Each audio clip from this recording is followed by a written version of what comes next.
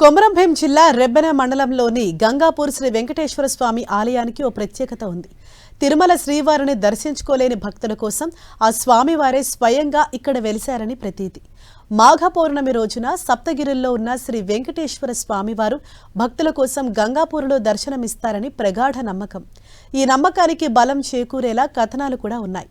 16వ శతాబ్దంలో గంగాపురం గ్రామంలో పోతాజీ అనే భక్తుడుండేవాడు. అతనికి వెంకటేశ్వర స్వామిపై అమితమైన భక్తి, విశ్వాసం. పోతాజీ ప్రతి మాఘ పౌర్ణమి నాడు కాలినడకన తిరుమలకు వెళ్లి స్వామివారిని దర్శించుకునేవారు. కొన్నేళ్ల తర్వాత అనారోగ్యం కారణంగా మాఘ పౌర్ణమి నాడు తిరుమలకు వెళ్లలేకపోయాడు పోతాజీ. దాంతో అతడు వెంకటేశ్వర స్వామిని తలుచుకుని దుఃఖిస్తుంటే అదే రోజు రాత్రి వెంకటేశ్వర స్వామి అతని కలలోకొచ్చాడు. నా కోసం నువ్వు తిరుమల దాకా రానవసరం లేదు.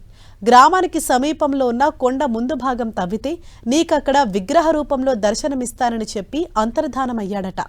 పోతాజీ స్వామివారు సూచించిన ప్రదేశంలో తవ్వి చూడగా ఓ రాతి గుహలో లక్ష్మీ సమేత శ్రీ వెంకటేశ్వర స్వామి విగ్రహం దర్శనమిచ్చింది. అప్పటి నుంచి గంగాపూర్ క్షేత్రం 2వ తిరుపతిగా పేరొందింది. గంగాపూర్ వెంకటేశ్వర స్వామివారి ఆలయాన్ని రాతితో నిర్మించారు. 23 అంగుళాల ఎత్తుతో ఉన్న మూల విరాట్కు నిత్యం శాస్త్రోక్తంగా పూజలు నిర్వహిస్తున్నారు.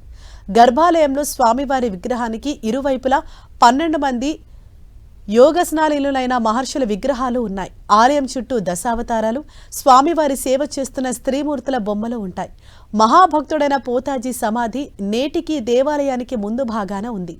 ప్రతి ఏటా మాఘశుద్ధ చతుర్దశి నుంచి బహుళ పాడ్యమి వరకు 3 రోజుల పాటు స్వామివారి జాతర, ఉత్సవాలు జరుగుతాయి. మొదటి రోజు కళ్యాణం, 2వ రోజు రథోత్సవం, 3వ రోజు జాతర నిర్వహించడం ఆనవాయితీ. కాగా ఈ వేడుకల్లో స్వామివారికి టీటీడీ తరపున పట్టు వస్త్రాలు సమర్పిస్తారు. ప్రతి రథసప్తమికి తాండూరు నుంచి స్వామివారి పంచలోహ ఉత్సవ విగ్రహాలను పల్లెకిలో ఊరేగింపుగా గంగాపురికి తీసుకురావటం జమీందారీల హయాం నుంచి కొనసాగుతోంది. చిన్న తిరుమలగా పేరున్న ఈ ఆలయానికి సర్కార్ నిధులు కేటాయించి అభివృద్ధి చేయాలని భక్తులు కోరుతున్నారు.